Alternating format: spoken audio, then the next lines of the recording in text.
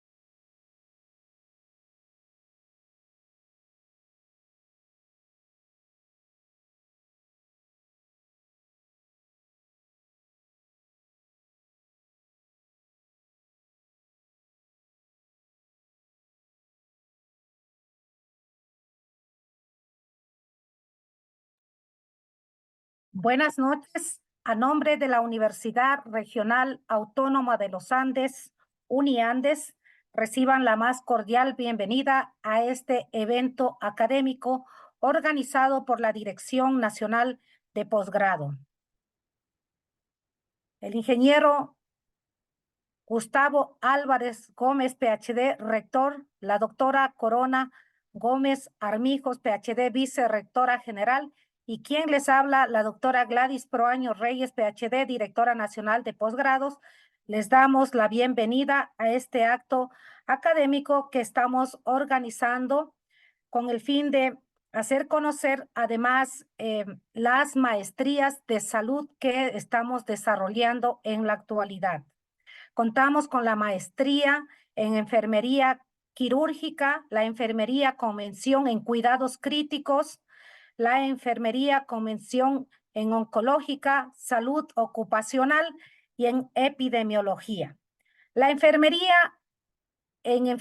maestría en enfermería mención cuidados críticos tiene una duración de 1 año, 6 meses, en la que se dictan asignaturas importantísimas como monitoreo y cuidados hemodinámicos, monitoreo y cuidados neurológicos, monitoreo y cuidados del medio interno, soluciones especiales en el paciente crítico, patologías que demandan cuidados críticos, abordaje psicológico integral del paciente crítico, bioética en la atención de la enfermería al paciente crítico, monitoreo y cuidados respiratorios. También se suman las asignaturas iniciales como son fundamentos de la enfermería y los servicios de salud, fundamentos de la enfermería al paciente crítico, procesos de atención de enfermería en el paciente crítico. La modalidad de estudios es esencial los días sábado de 8 a 3 de la tarde. En la actualidad pues, hemos venido desarrollando esta maestría con éxito y lo importante es que los estudiantes y las estudiantes tienen un acompañamiento permanente de tal manera que al concluir su malla a la semana siguiente pues todas se están titulando. Es por eso que la Universidad Regional Autónoma de los Andes tiene un 100% de tasa de titulación y eso es lo que nos hace diferentes a las demás universidades. Además, el cuerpo docente de esta maestría, principalmente de cuidados críticos, son dictados por médicos especialistas y en su mayoría profesionales, líderes de las unidades de cuidados críticos de los diferentes hospitales del país y licenciadas y licenciados con larga trayectoria en el campo de la salud. Por esa razón, pues en esta ocasión hemos organizado este evento académico en el que participa el doctor Luis Javier Morales Herrera. El doctor Morales Herrera es un médico cirujano con una especialidad como cirujano cardiotorácico. Es médico tratante del Hospital del Seguro de la ciudad de Quito, Carlos Andrade Marín, con una amplia trayectoria. Es profesor de grado y posgrado y precisamente él es el profesor titular de la asignatura de monitoreo y cuidados hemodinámicos.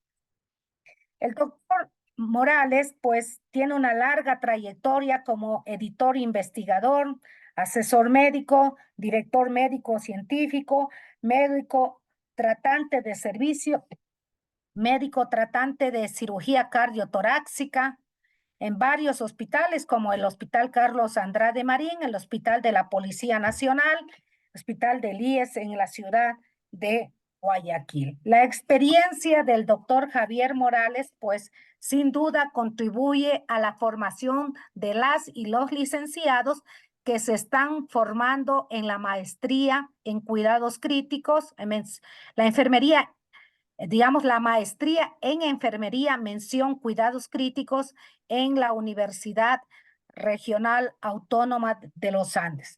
Así que en este momento, pues les agradezco a quienes se han unido pues a este evento académico y al final pues dejaremos los datos para quienes también están interesados en esta maestría, pues que se pueden inscribir, se pueden matricular porque esta maestría está por empezar el siguiente mes.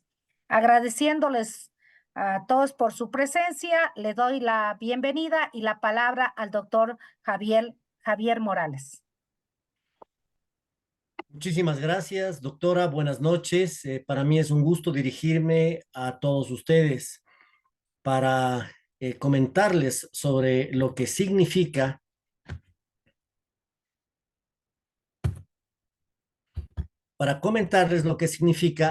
la importancia del cuidado hemodinámico al paciente crítico.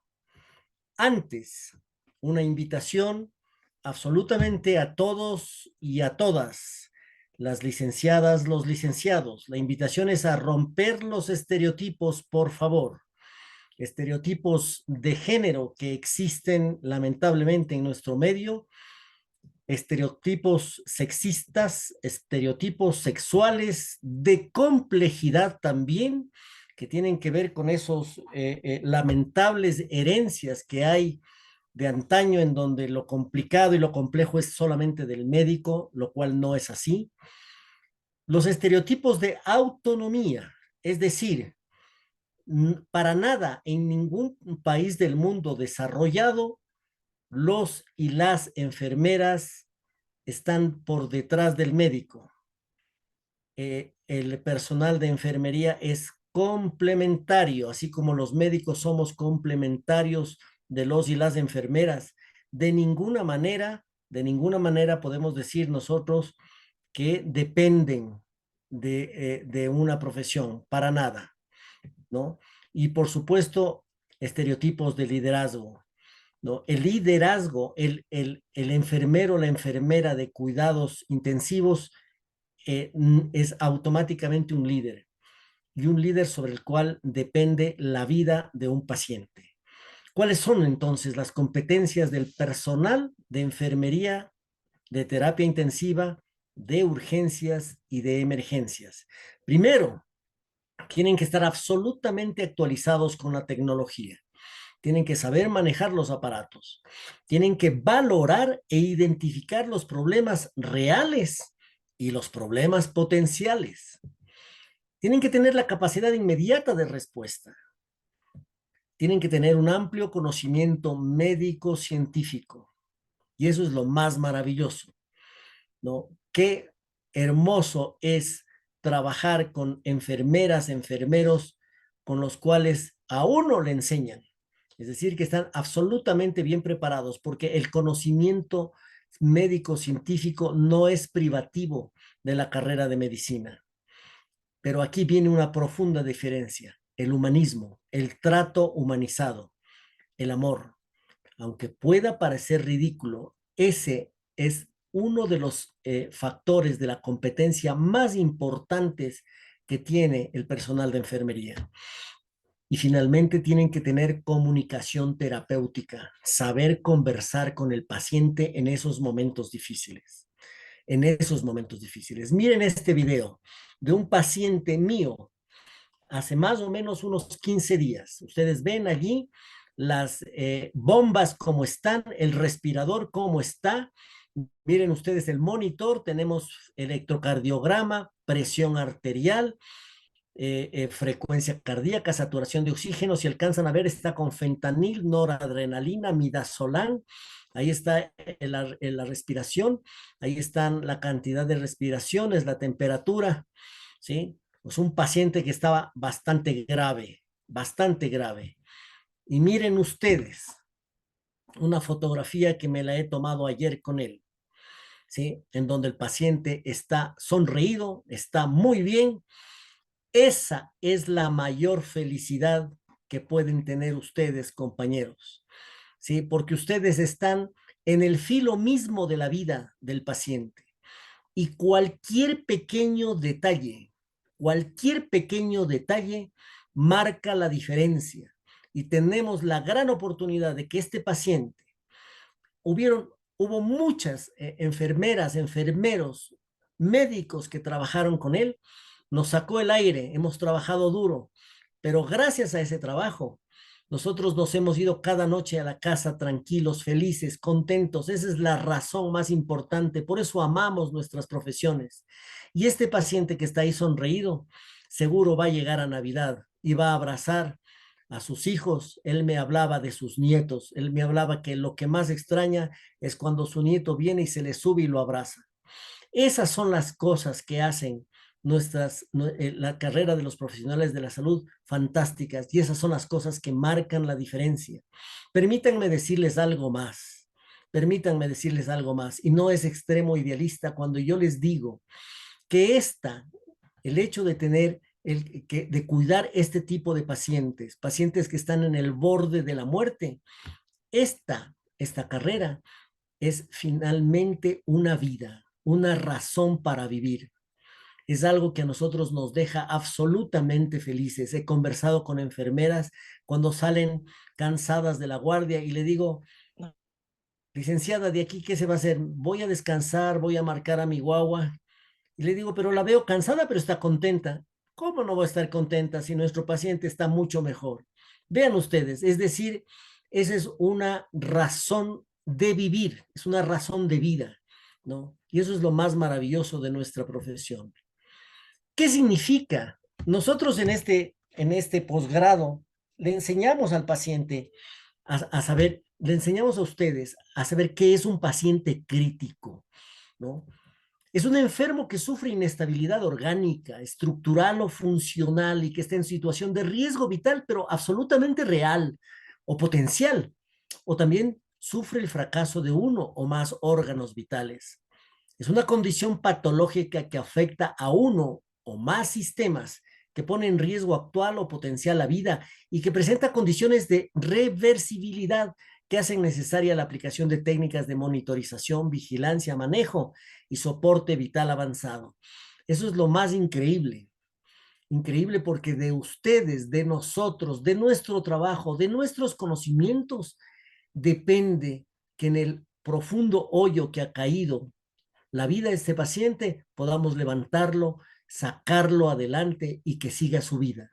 Como decía un maestro mío, lo más importante, ¿para qué quiere que siga la vida? Para seguir amando y para seguir recibiendo cariño. Aunque ustedes no lo crean, esa es la razón más importante por la cual luchamos por los pacientes. Entonces, en el posgrado, nosotros les vamos a enseñar conceptos tan básicos, muy, muy básicos. Por ejemplo, ¿qué es un monitor? ¿No? Es una palabra latina derivada de moner, aconsejar, advertir, alertar, y que es hemodinamia. Es la dinámica de la sangre dentro de la red vascular y de la bomba propulsora, presión y flujo. Por eso es el monitoreo hemodinámico. Miren ustedes, nosotros tenemos, y no es complejo, lo único que tiene que gustarles, porque esto es como una ciencia exacta, aunque ustedes no lo crean, es como una ciencia exacta. Ustedes arriba tienen el monitoreo, los signos vitales, las curvas, las alarmas, también tenemos las bombas de infusión, los accesos venosos, las vías centrales, las vías periféricas, el sitio de inserción, los signos de infección, tantos detalles que hay que cuidar, el catéter arterial con el cual nosotros tenemos la curva de presión arterial, el sitio donde está insertado, la posición correcta, la medición de la presión arterial media, ¿no? Los vendajes de las cirugías, las ostomías, los tubos, los drenajes, ¿no? Las ondas, el electroencefalograma, los catéteres, la compresión neumática, el ventilador, ¿no? La vía aérea artificial, el tubo endotraqueal, las interfaces, qué cantidad de agua tiene que recibir ese paciente para que la garganta no se le seque cuando está intubado. La cama, ¿cuál es la posición de la cabecera? El colchón antiescaras. Son muchos detalles y la suma de todos ellos es finalmente el éxito. Monitoreo es el control y la medición de las funciones vitales de un paciente por medio de la tecnología. Ahí al lado tenemos un aparato y ese aparato tiene, como ustedes ven, tiene tres curvas. Arriba el electrocardiograma, ¿no? Abajo la saturación de oxígeno y más abajo la ventilación. Y a la derecha están un montón de parámetros Cada uno de ellos tenemos que conocerlos muy bien y saber cómo tenemos que actuar. El monitoreo ayuda a detectar y reconocer tempranamente y de forma proactiva una alteración para no reaccionar cuando ya se presenta. Todos sabemos, este paciente se va a chocar, por favor, tomar las precauciones, ¿no? El monitoreo es una herramienta de ayuda para analizar y tomar acciones inmediatas, pero jamás va a reemplazar al personal de enfermería. No, no puede reemplazar, porque esa es una máquina que nos ayuda, pero no nos reemplaza. Miren ustedes, este es un pequeño video para que ustedes puedan saber. Ese es el corazón, ¿no? Esto vamos a aprender nosotros en el posgrado. Ustedes ven el corazón que tiene sus dos partes. La derecha y la izquierda jamás se comunican. En la derecha está un poco más oscurita la sangre porque es sangre venosa, la izquierda sangre arterial. Y ahí está el corazón latiendo y a la derecha las curvas. A la derecha las curvas. Arriba el electrocardiograma, ¿no? El electrocardiograma, cada una de esas ondas representa el paso de la energía eléctrica a través del corazón. Pero más abajo tenemos en el cajón, en el segundo cajón tenemos en rojo la presión de la aorta, ¿no? Eso es fundamental, esa curva. Tenemos que aprender esa curva. Después, más abajo, en verdecito, ojalá lo puedan ver en verde, tenemos la presión ventricular. La curva de presión ventricular y abajo la curva de presión auricular.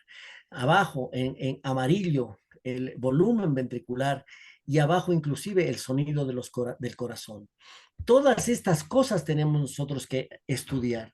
Y ahí hacemos el monitoreo hemodinámico, ¿no? Que nos da información sobre cómo está funcionando el cuerpo humano, la parte cardíaca y vascular de este paciente crítico. Como ustedes ven a la izquierda, en azul, lo que dice 98, esa es la curva de presión aórtica. Y si ustedes pueden ver un destajecito chiquito aquí, no sé si lo logran ver, no sé si ven aquí mi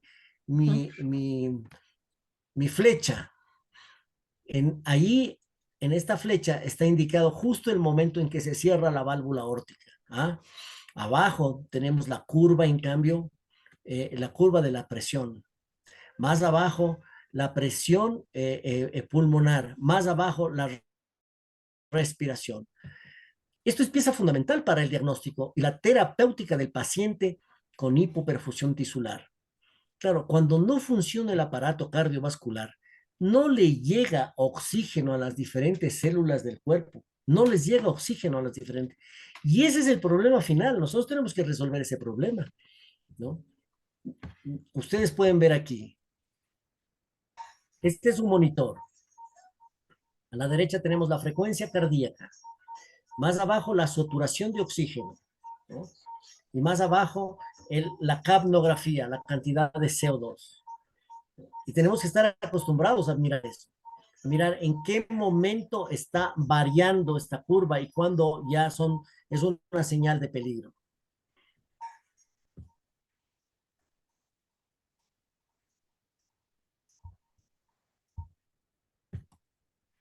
¿Cuáles son los objetivos de monitorizar hemodinámicamente a un paciente? Conocer objetivamente, pero eso es la parte más bonita, que ustedes conocen objetivamente, no subjetivamente, no en base a supuestos, sino en base a medidas tangibles, números, y de manera permanente el estado hemodinámico del paciente, sus alteraciones fisiológicas, y podemos ver la tendencia en las variables. Podemos tomar medidas para anticiparnos y prevenir morbilidad y mortalidad al encontrar con rapidez cualquier cambio que indique que está peor. Dirigir la conducta, ver resultados y cambios fisiológicos secundarios a las intervenciones realizadas. Aunque ustedes no lo crean, una cosa tan sencilla como esta que nos pasó, ya les voy a pasar la foto de la paciente, una paciente que operé yo de una comunicación interauricular, una malformación congénita. Tenía un hueco entre las dos aurículas, ¿no? Pero ella es una paciente que tiene un problema congénito, tiene algunas otras enfermedades. La paciente comenzó a orinar, el gasto urinario era 1.2, que es normal, 1.4, que es normal, después subió a 4, a 5. Y un enfermero se para al lado mío, me dice, doctor, la paciente está orinando como caballo. Le digo, así es, está orinando demasiado. Entonces me dijo, es una secreción inadecuada de hormona antidiurética. Por supuesto, le digo, yo para ver si es que él sabía, le digo, ¿y qué es lo que tenemos que observar? El sodio, doctor, porque si lo pierde el sodio se jodió todo. Muy bien, hay que reponerle el sodio. Así de simple. Repusimos el sodio, esperamos que el problema se solucione, que tenía otras causas, y la paciente fue dada de alta, ya les voy a pasar la foto. Es decir, no fui yo el que terminó diagnosticando, sino el enfermero que estaba permanentemente con la paciente. Él se dio cuenta, dirigió, vio los resultados y los cambios fisiológicos. Y eso produce, aunque ustedes no lo crean, en todos los profesionales de salud que cuidamos pacientes críticos, nos produce una liberación de serotonina. Eso es la felicidad, cuando le hemos acertado y el paciente se va a la casa feliz, ¿no? También sirve el monitoreo hemodinámico para determinar las probabilidades de sobrevida y pronóstico en función de las tendencias de las variables. Eso sí es verdad. Miren ustedes, todo enfermero, enfermera que haga cuidados críticos tiene que saber cada una de estas cosas. Y no es nada complejo, les digo la verdad. Ahí podemos ver dos monitores, ¿no? Al lado izquierdo, si ustedes pueden ver, es una máquina de hemodiálisis, ¿no? En el lado de acá, está un balón de contrapulsación intraórtico y está puesto un ECMO. Está puesto un ECMO. En el Ecuador, en Guayaquil, ya están poniendo van más de 40 ECMOs colocados. Y son pacientes que después de un tiempo salen adelante y pueden salir corriendo a abrazar a su gente. De eso se trata esto, queridos compañeros, de los objetivos del monitoreo hemodinámico. Primero, evaluar en ese momento al presente, diagnosticar de manera permanente. Usted no va a diagnosticar este rato, no. Es después de una hora, media hora, cualquier cosa puede suceder, ¿no? Alertar, prever cambios en la evolución y pronosticar a futuro inmediato. Yo tengo un amigo, un emergenciólogo que me decía, todo es lindo aquí porque es como una telenovela. El único problema es que cuando ya suben al piso, ya suben estables. Y tengo muchas ganas de saber cómo termina la telenovela, pero acá le hemos solucionado los problemas, o por lo menos los problemas agudos y rápidos. Hay varias formas de monitorizar a un paciente, ¿no? Los niveles de monitorización pueden ser no invasiva, por ejemplo. Ustedes cogen, por ejemplo, el tomar la presión con la manga o el manguito, ¿no? Los electrodos, los manguitos hinchables, como les dije, sensores de fotoespectrometría.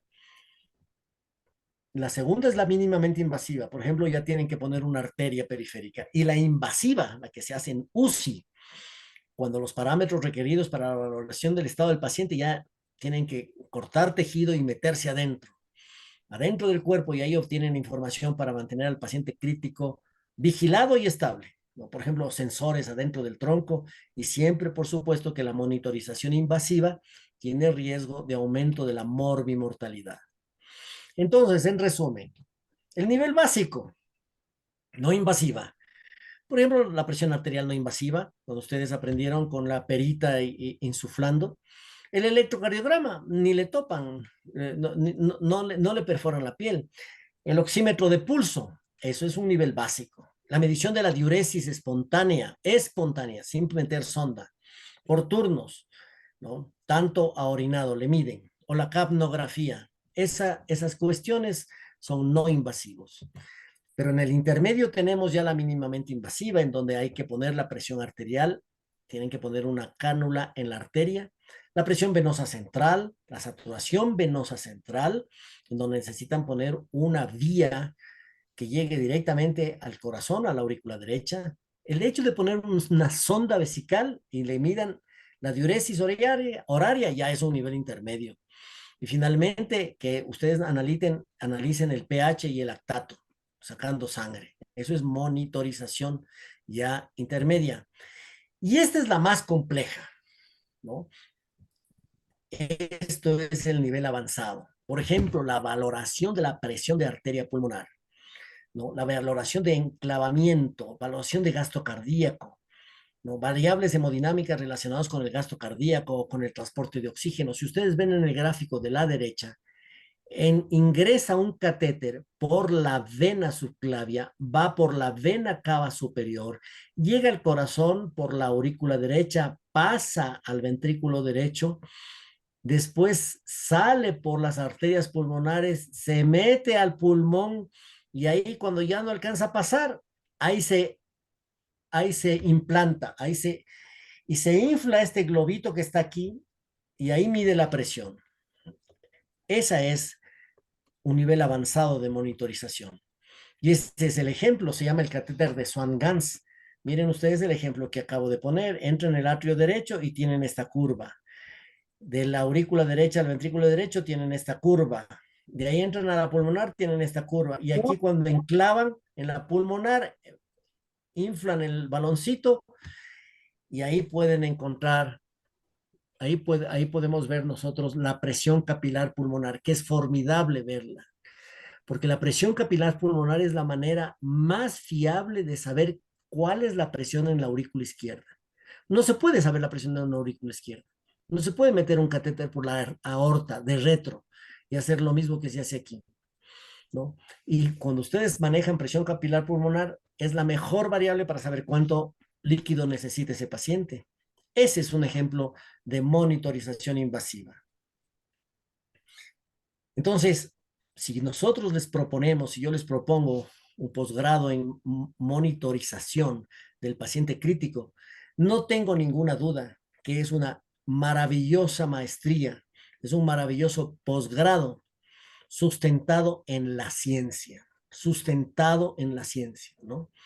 Ahí ustedes pueden ver que inclusive hay diferencia en la presentación del síndrome coronario agudo, del infarto, entre un hombre y una mujer, entre un hombre y una mujer. Entonces nosotros vamos a hacer algunos conceptos básicos,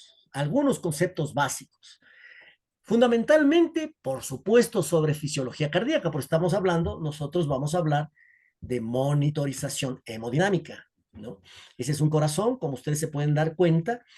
Ese es un gráfico hecho por inteligencia artificial. A la derecha tenemos el ventrículo derecho y a la izquierda el ventrículo izquierdo. A la derecha, visto desde el punto de vista del paciente, pero a nuestra derecha, acá está el ventrículo izquierdo.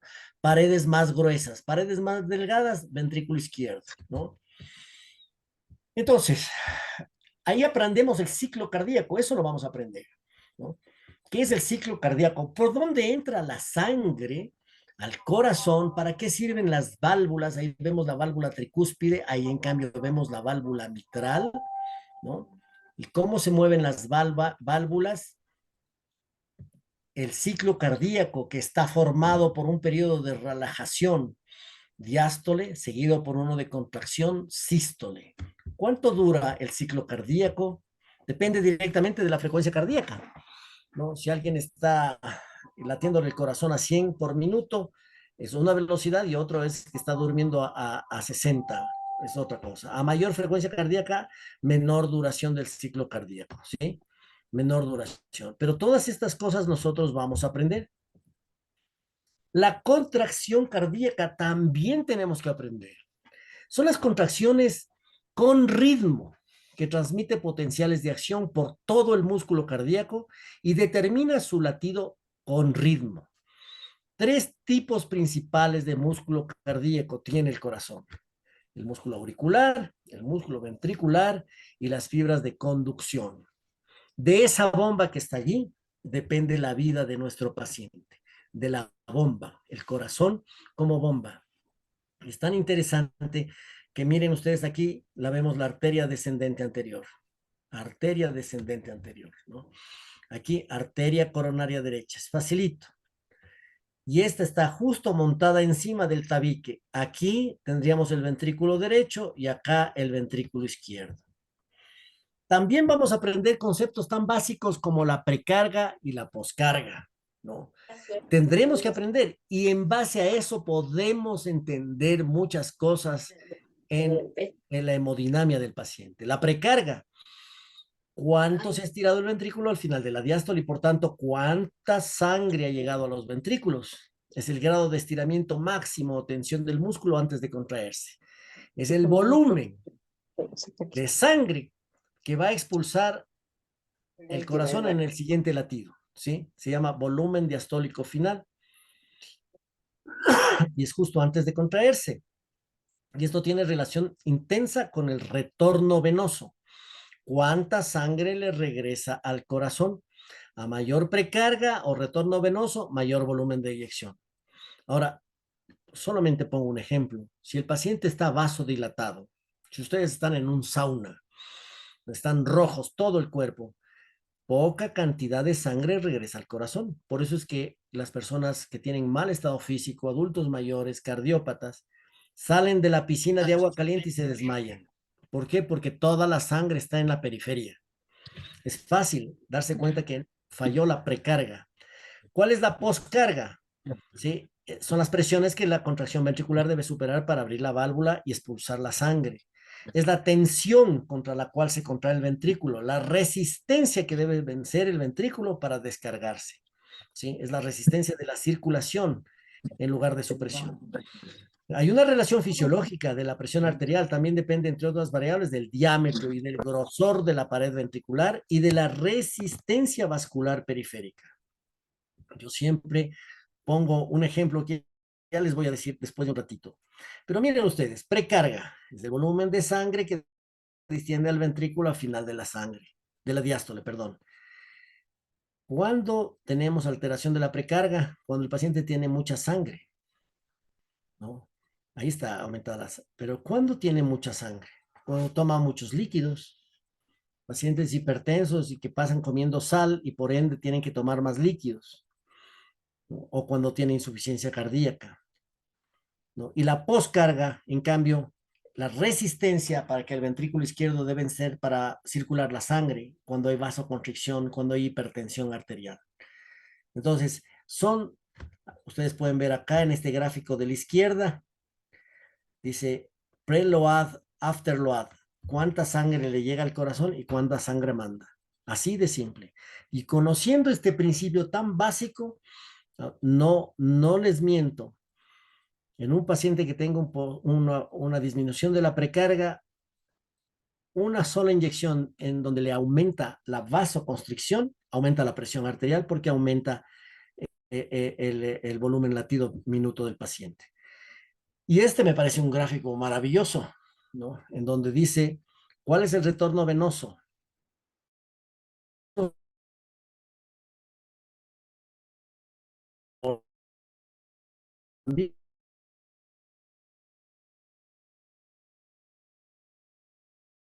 El corazón en un minuto es el gasto cardíaco. Es diferente en hombres 5.6, 4.4 litros. Más o menos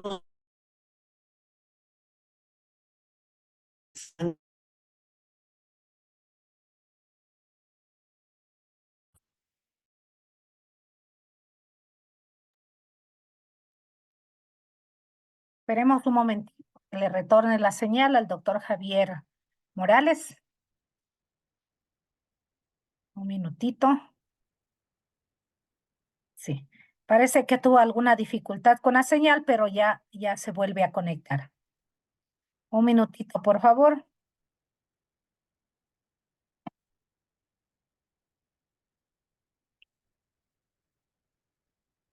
Sí, mientras el doctor Javier Morales se une, pues, a las personas que tienen que registrarse en el link que estamos colocando en el chat, por favor. Ahí está, doctor Morales, ahí le estamos mirando la presentación. Pero no le escuchamos porque está con el micrófono apagado. ¿Ahora sí? Sí, ahí está, doctor, perfecto. Muy bien. Entonces seguimos. El gasto cardíaco es igual al volumen sistólico por la frecuencia cardíaca. Es lo que habíamos estado hablando. Entonces, si ustedes manejan esas tres variables, sin ninguna duda vamos a tener un montón de subvariables con las cuales podemos tener alteraciones hemodinámicas, ¿no? Alteraciones hemodinámicas que van desde una hemorragia, ¿no? Una hemorragia o si ustedes van así al lado derecho, dice el simpático y el parasimpático. Cuando estamos frente a una película de terror, nos aumenta la frecuencia cardíaca y por supuesto va a aumentar el volumen sistólico y va a aumentar el gasto cardíaco. Así de simple, ¿sí? Son factores determinantes. Vamos a aprender sobre presión arterial. Vamos a aprender sobre presión arterial, ¿no? Vean ustedes cómo sale la sangre hacia los vasos y hay esas flechas amarillas que presionan, le hacen presión hacia el interior de los vasos. Y esta es la diapositiva que yo quería enseñarles.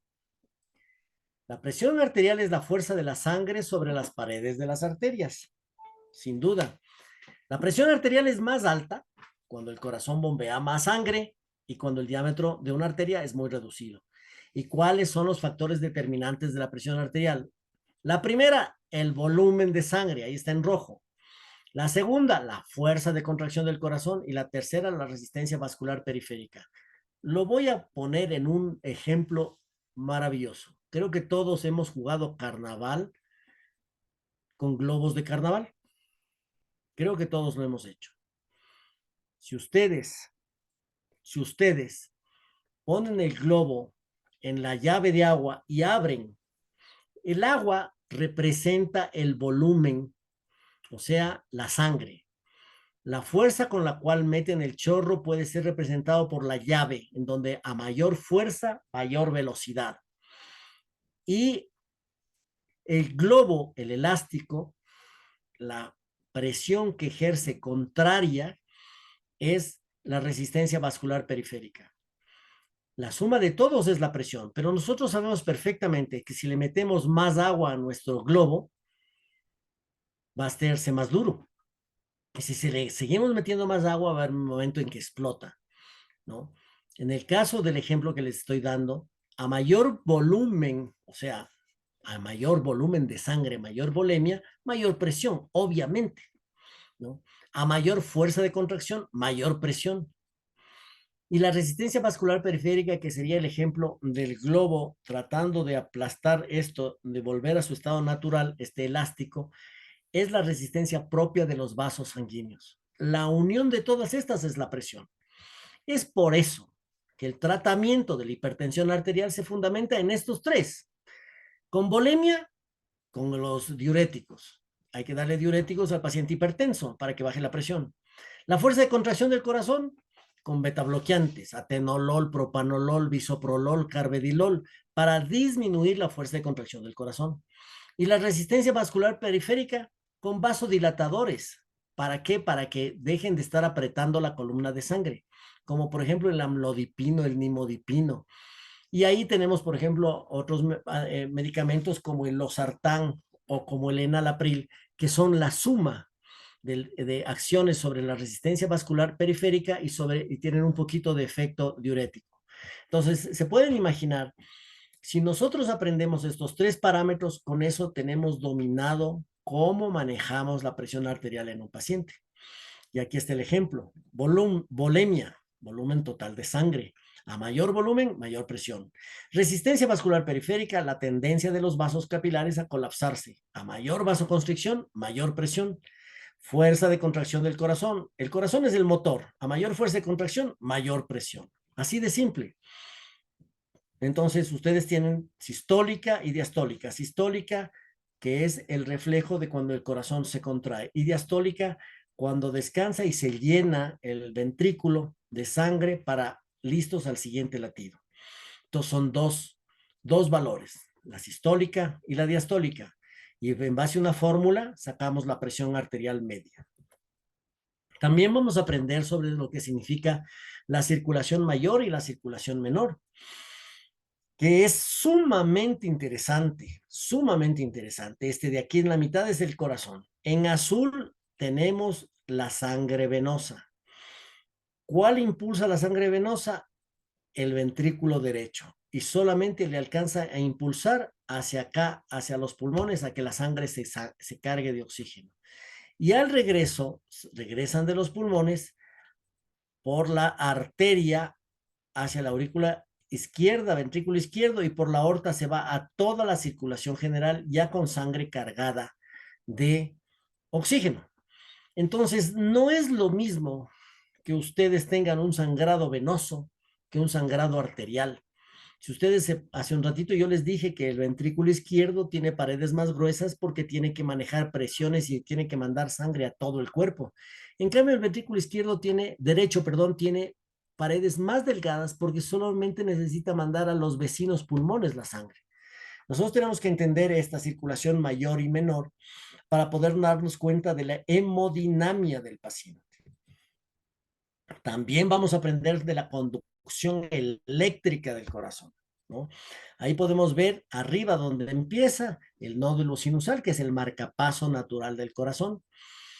Después abajo, inmediatamente abajo, nosotros tenemos el nódulo aurículo-ventricular, que es aquel nódulo, miren, aumenta la frecuencia cardíaca, que es aquel nódulo que recibe la conducción y de ahí va por el haz de His y genera la contracción.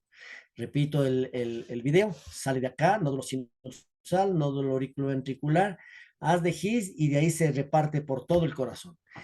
¿Para qué vamos a aprender nosotros esto? ¿Para qué vamos a aprender nosotros esto? Nosotros tenemos que aprender para poder leer el electrocardiograma. Así de simple. No crean que es difícil. En realidad es fácil. En mi anterior grupo, en el último grupo, eran contentos porque habían aprendido a leer un electrocardiograma. Entonces, miren ustedes, aquí tenemos el nódulo sinusal, acá el nódulo auriculoventricular, el haz de His y lo que vieron hace un ratito, ¿no? Y cada uno de estos genera una onda. Onda P, QRS y la onda T. Así de simple. No les voy a enseñar yo a ser electrofisiólogos, porque hay cosas que yo tampoco domino. Yo tengo que llamar a un electrofisiólogo a que me diga cosas, X cosas. Pero cosas básicas sí se puede aprender con el electrocardiograma, ¿no? Para empezar, ¿dónde colocan los electrodos? ¿Dónde se los coloca y por qué se los coloca allí? Tenemos que aprenderlo, ¿no? Vamos a aprender en este posgrado la velocidad, para sacar la frecuencia, la velocidad del registro del papel, 25 por segundo, cómo se saca la frecuencia cardíaca normal. 60 a 100 es lo normal, latido normal, latido lento, ven ustedes a la derecha, y el latido rápido o taquicardia en el de más abajo, ¿no?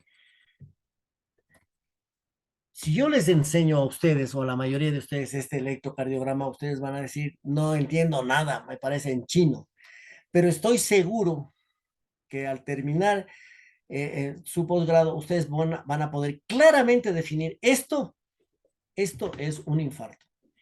Este es un electrocardiograma de un paciente, yo lo recuerdo, de 65 años de edad, que estaba con justo un tremendo dolor del pecho, le hicimos el electrocardiograma y con eso pudimos ver y evidenciar que el paciente estaba sufriendo un infarto. Y no es difícil, no es difícil, este es el punto J. El punto J siempre tiene que estar a la altura de esto. Y ustedes lo ven que está subido. Acá está subido. Acá está abajo, acá está subido. Solo con eso sabemos que el paciente se está infartando. E inclusive sabemos de qué cara se puede estar infartando. Eso lo vamos a aprender, ¿no? Y ese es un dedos largo en donde se mantiene la connotación. Unos minutos más tarde, este paciente hizo el signo de la bandera, pero ya estaba empezando el signo de la bandera. Ustedes lo ven aquí en el primer QRS, a la izquierda. Si se sube un poquito más, ya hay una banderita, ¿no? Es como si tuviéramos una bandera que esté flameando. Ese se llama el signo de la bandera. También vamos a aprender los trastornos del ritmo, ¿no? ¿Por qué de pronto se para y de pronto sigue? ¿No? Vamos a aprender, como por ejemplo la fibrilación auricular. Miren ustedes la auriculeta cómo se mueve aquí. En una cirugía, yo despedí a la enfermera que me tome el video, miren cómo tiembla la aurícula, ¿no? Y esa tembladera de la aurícula evidentemente le deteriora el gasto cardíaco. Entonces, en la parte de arriba podemos ver la tembladera de la aurícula, la fibrilación auricular, que es la arritmia más frecuente en los seres humanos, ¿no? Y acá abajo podemos ver también un electrocardiograma patológico. Si ustedes pueden ver cómo ahí está, voy a ver si le logro parar, no lo puedo parar. Si ven ustedes que hay esta montañita chiquitica, como panecillo pequeñito, y que después de él no hay un QRS, significa que está bloqueado el paciente. Hay contracción del nódulo sinusal, pero no hay nada más. Entonces, esas cosas sí podemos ver, y las podemos ver en el monitor, y debemos saber cómo actuar. Tantas cosas que vamos a aprender.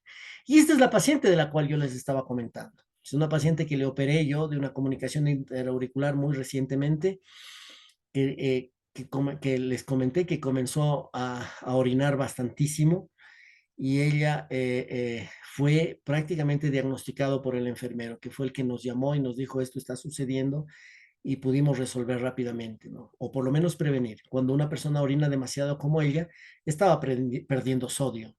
Y el hecho de perder sodio sí es un problema mucho más grave. Ya con detalles les contaré qué fue lo que pasó. Pero me encanta esta foto porque la paciente estaba sonreída.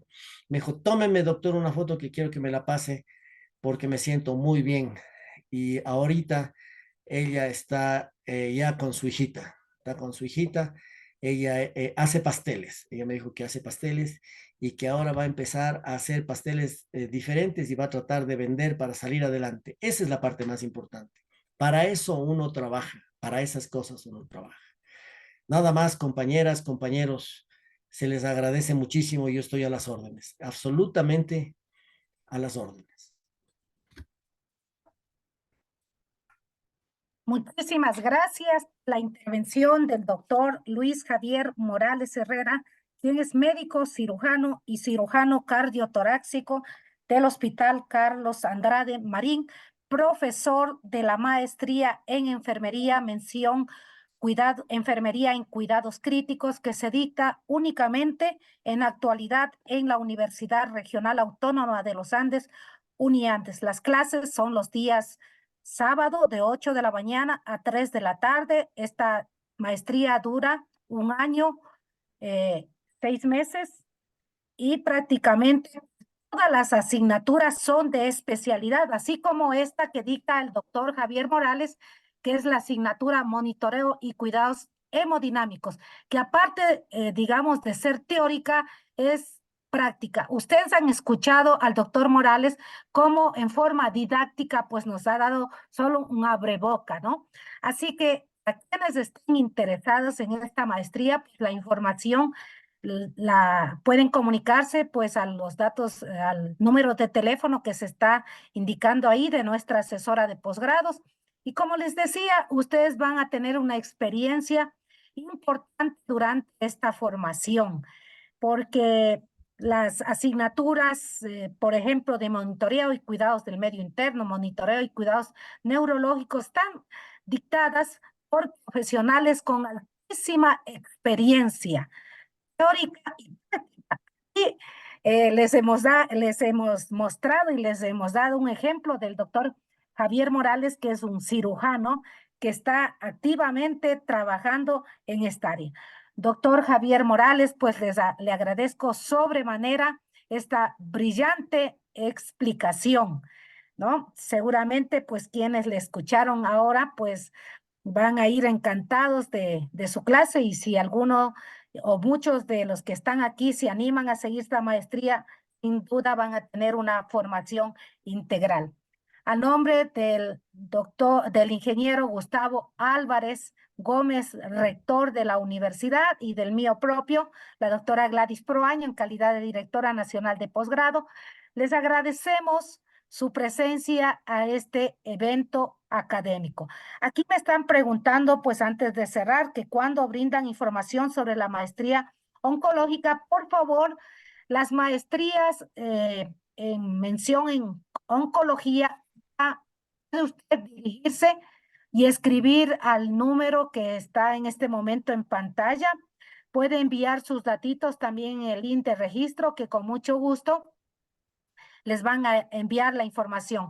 También tenemos la maestría Me están preguntando el costo. Si usted le escribe al WhatsApp que se encuentra aquí o coloca pues en el código, inmediatamente le envían la información. También tenemos la maestría mención en quirúrgica que empieza el sábado 10 de junio de 2024. La maestría en cuidados críticos tenemos para el mes de julio también. Y tenemos la maestría en epidemiología y la maestría, digamos, la maestría en salud ocupacional. Muchísimas gracias, la asistencia, pues durante la siguiente semana también estaremos, digamos, continuaremos con eventos de esta categoría, pues que sin duda, pues demuestran pues la calidad académica con la que la Universidad Regional Autónoma de los Andes desarrolla sus maestrías. Muchísimas gracias y hasta una nueva oportunidad. Hasta pronto.